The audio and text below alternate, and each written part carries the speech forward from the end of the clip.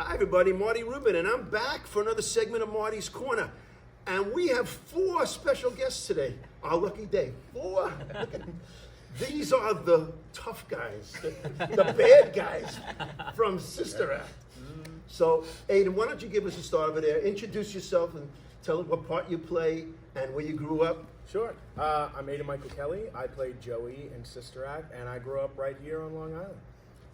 Hi, my name is Deven Brown. I play the role as TJ, and I'm from Orlando, Florida. Hi, I'm Rodolfo Santamarina. I'm playing Pablo, and I'm from Argentina. I moved here like 7 years ago. All right. I'm Tyson Jennette. I play Curtis, and I'm from the Bronx, New York. Very nice. So, your character, Tyson, is a not to be messed with, no nonsense Curtis, I agree. So I'm not going to mess with you, I promise. But yet you have so many entertaining songs, and you're so good at that. How do you flip the switch from being this mean tough guy to to be entertaining? So part of the job, yes. But I actually think it's pretty fun to kind of have this, mean persona, and then have your comedic moments in it, and kind of switch it on the dime just to be, accepted by the crowd. Because you want to be able to leave here at the end. Yeah. There's a couple things that I have to say that, with the help of my fellow henchmen, kind of soften it and kind of make it a little bit more accepting to the theater crowd. Yes. And Aidan, you play a big, tough, strong guy, Joey. And, but your character deep down is warm-hearted. Yeah. How do you bring both of those different sides to yourself? The way I kind of see it is like, you have to, the character has to convince himself that he's tough, because if he doesn't, then the job's not going to get done. Right. But the audience, everybody there can see like, okay, he's faking a little bit, but it's at the end of the day, it's a musical comedy. So that's what you gotta bring the tough attitude, but still, give people what they want. Absolutely. So Deven, you have this baby face. How are you playing this tough guy? How'd you end up with this crew over here? I always like to think that TJ doesn't even want to be here and doing all these horrible things. He just wants to be his uncle so bad, and he is willing to do and say whatever. So you don't even know there's anything I don't even know what I'm on. doing at this point. I'm just kind of doing it. Right. And Rodolfo, it's really funny. You speak a lot of Spanish in the show, And you're from Argentina, so that's a good thing. But is it funny? Is it fun for you to say a lot of crazy stuff in Spanish and get a lot of laughs?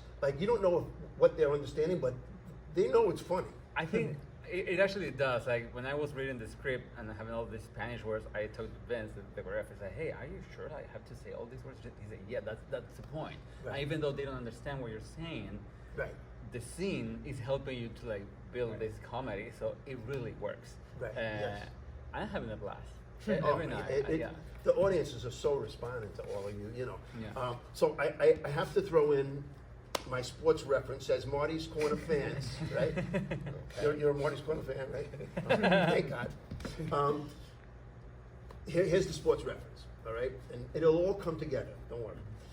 So in baseball, if a manager is lucky enough to have 3 good pitchers, and I'm going to go back, this is way before you guys were born, okay? The Atlanta Braves in the 1980s, they had Greg Maddux, John Smoltz, Tom Glavine. The 1986 World Champion Mets had, Doc Gooden, Ron Darling, Sid Fernandez. So when someone would throw a great game, it's almost like they turn to the next person and say, "All right, come on and match me," So here we go, bringing it back to the bad guys here.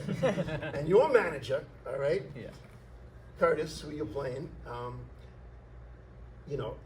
tells the 3 of you that you got to go get Dolores in a church, and you're going to have to charm the nuns to, to get in there, all right?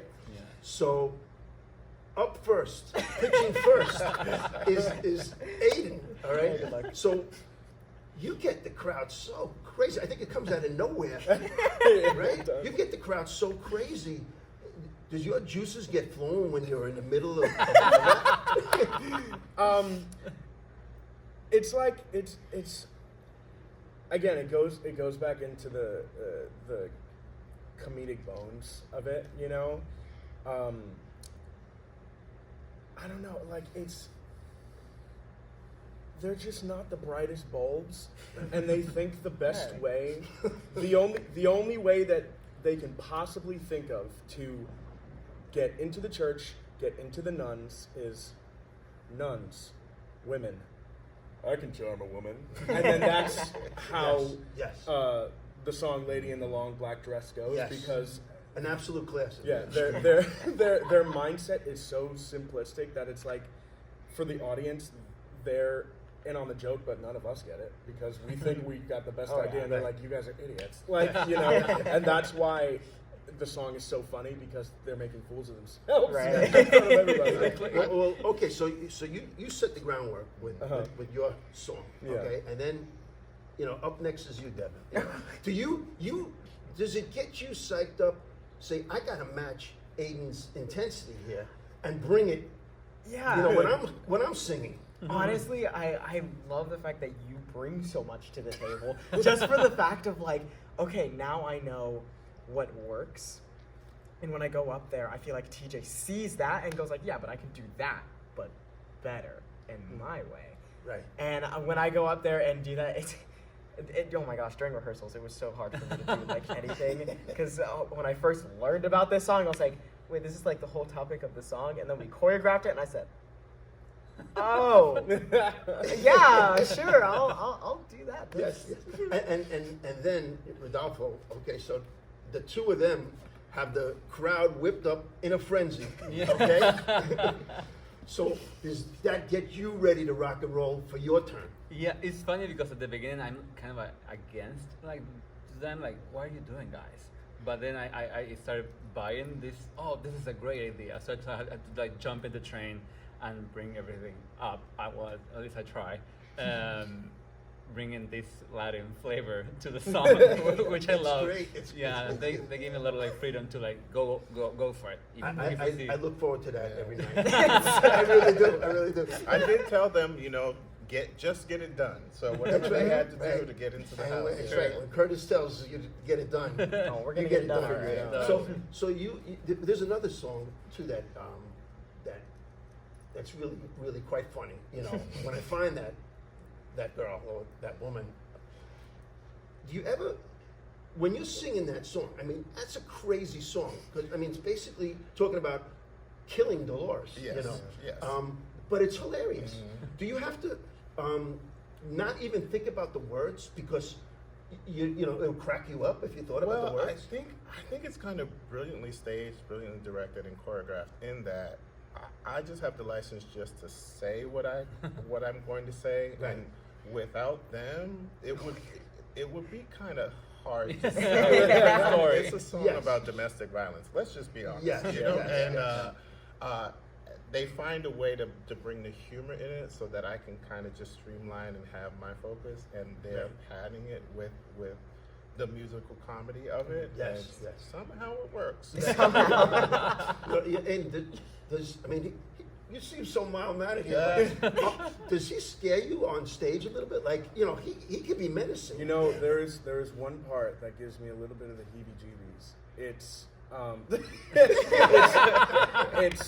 like right before Lady in the Long Black Dress, where he does the sign of the cross, and he goes, "Just get it done."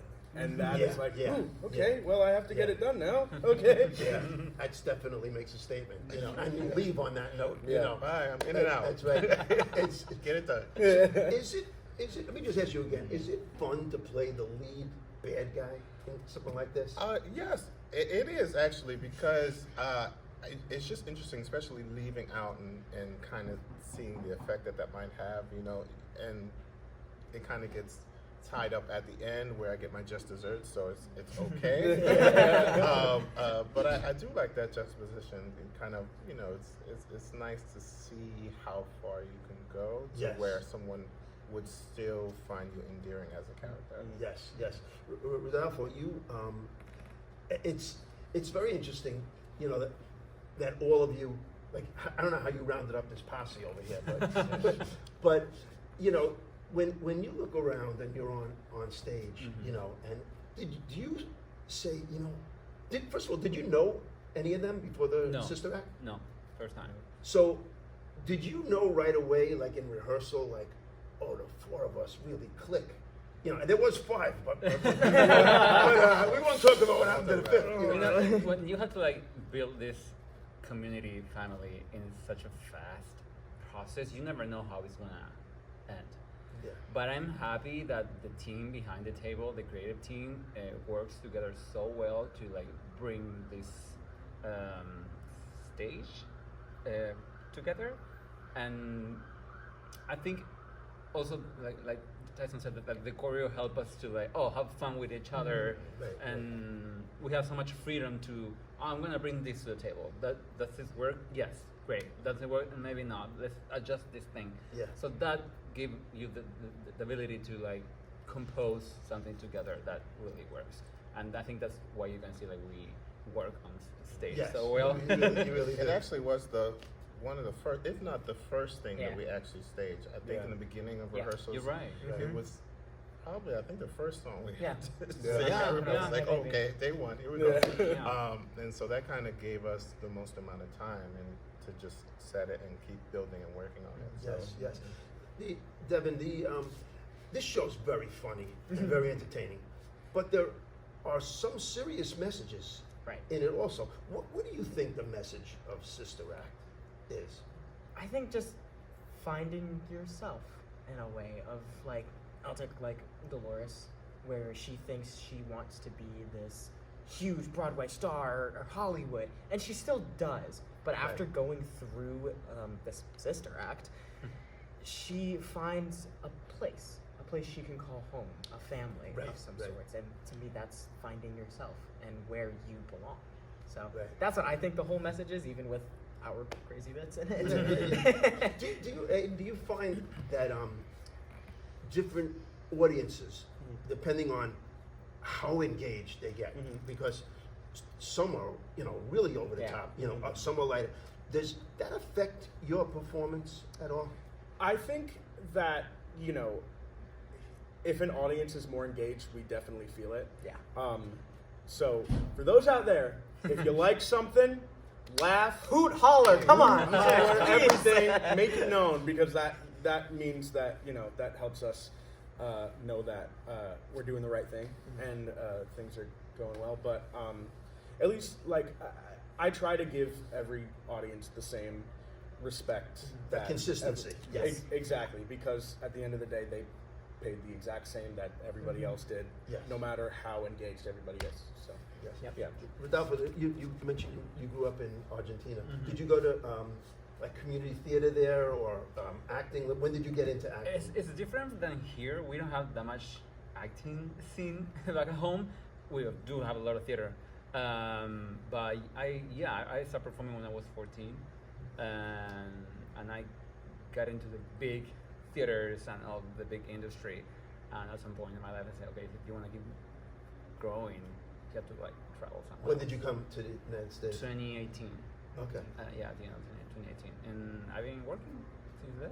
That's So great. I'm very happy. That's great. Well, we mentioned something earlier about that song, and When I Find That Woman. Okay. Find my baby, Find My Baby. That's right. Thank you. I would love if the fans can hear just a little snippet. I don't know. We might get banned if we play the whole thing, you know. But maybe It's all a joke, I promise. a cleaner part of it. But if you could just give us a little snippet of that, I would love it. You guys do it all so well. Yeah. All right. Yeah, go for it. Give me a clean version. All right. I bet wherever she's at, I bet she's trapped like a rat and pacing up, down, round the floor. Sure. I bet she's starting to sweat That girl is bugging, I bet she's got one eye on the door. Tell us more. I bet she's missing her gigs, I bet she's missing her booze, I bet she's tearing out her hair. I bet she's missing her fun and getting ready to run. And when she does, you bet I'm gonna be there. Because you know I that girl. know her. You see right through that girl. You understand. I understand what I have got to do to girl, her. you're gonna waste that When girl. I get 'Cause you can let ain't that gonna girl let go her and squeal. Oh, that was so good. That was so good. Can I get... Oh man, great job, everybody. That was so great, and you kept it clean, and I appreciate it. Listen, you got to come out and see the bad guys because the bad guys are really good at heart, you know. And the show's so much fun. We're playing straight through Sunday, October 26th, and we can't wait to see you at the Argyle Theater.